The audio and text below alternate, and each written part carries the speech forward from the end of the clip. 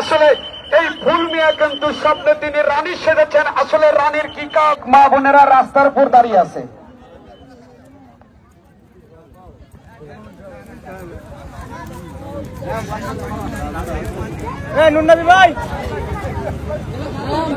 আমি মঞ্চে আসন গ্রহণ করার জন্য আহ্বান করছি অত্র মেলার।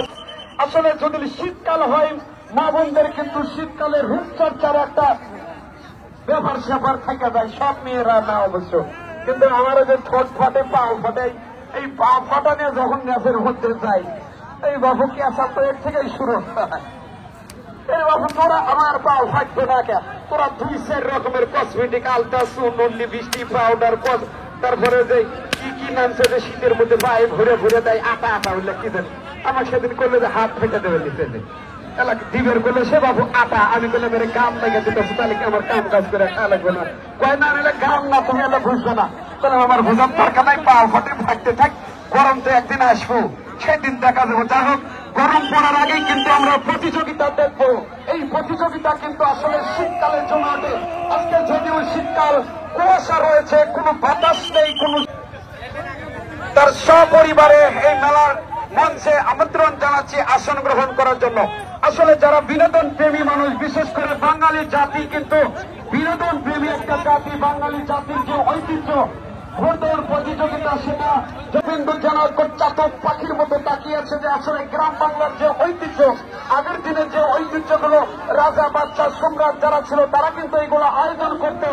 যেরকম ছিল, আপনারা বলতে পারবেন আজাদ কাকা, আপনারা হয়তো জানেন, আমরা গল্প শুনেছি আগের দিনে ষাঁড়ের লড়াই, মুরুক লড়াই, বুলবুলির লড়াই, নদীতে নৌকা বাইশ হতো, ঘোড়দৌড় হতো। কিন্তু কিছুদিন পূর্বে কিন্তু এই ঐতিহ্যগুলো, গ্রাম বাংলার যে ঐতিহ্য, সেগুলো একদম হারিয়ে যেতে বসেছিল। এখন কিন্তু আবার এই যুব সমাজ তারা কিন্তু হারানো ঐতিহ্য ধরে রাখার জন্য আপ্রাণ চেষ্টা চালিয়ে যাচ্ছেন। সারা বাংলাদেশের অনেক জায়গায় কিন্তু এই ঘোড়দৌড়ের যে ঐতিহ্য ছিল, সে মজুমদারের পাশে কি জানে জায়গার নাম, দেখো ওইখানে একটা বিশেষ অতিথি ছিল,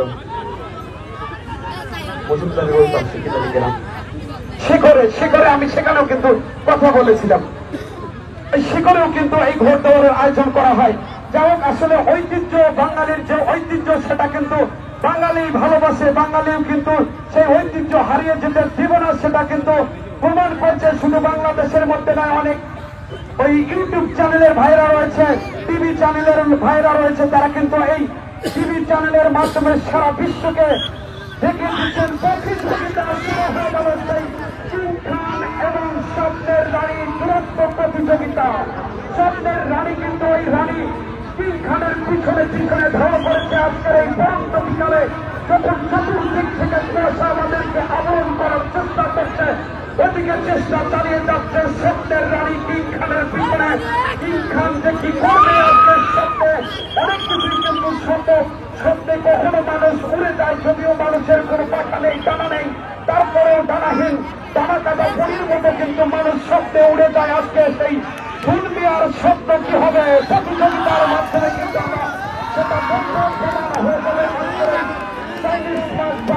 আসলে এটা কিন্তু একটা যুদ্ধ হচ্ছে কারবালার ময়দানে, সেটা যুদ্ধ হয়েছিল ইমাম হোসেনের সঙ্গে ইয়াজিদের পুরোন ইতিহাস, কারবালার পৌরাণিক ইতিহাস, বিশাল নবীর মোশাররফ হোসেনের লিখিত বীর মোশাররফ হোসেনের সেই বিশাল সুন্দরবনে কারবালার যে করার কথাগুলো উঠেছিল, যেখানে ইমাম হোসেনের ঘোড়ার পদদলিত হয়েছিল, ঘোড়ার পা হেঁটে গিয়েছিল শুকনা মাটিতে, ইমাম হোসেনের স্মরণ হয়েছিল নামাজির সেই ভবিষ্যৎবাণী যে যেখানে তোমার ঘোড়া পদ দেবে যাবে শুকনা মাটিতে, সেখানেই হবে তোমার শেষ নিঃশ্বাসের অবস্থা। এবং কিন্তু প্রতিযোগিতা শেষ হয়ে গেল সেই স্বপ্ন যে দেখেছিল তার হয়তো স্বপ্নের তিনি যে এখন যে ভালো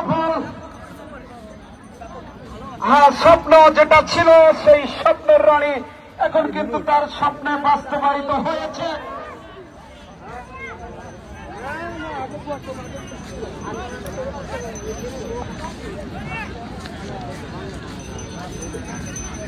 সম্মানিত সুধীবৃন্দ, ঘোড়ার মালিক ভাইদের উদ্দেশ্যে একটা কথা বলছি। এখন গ গ্রুপের একটা প্রতিযোগিতা হবে, তৃতীয় স্থান নির্ধারণের প্রতিযোগিতা।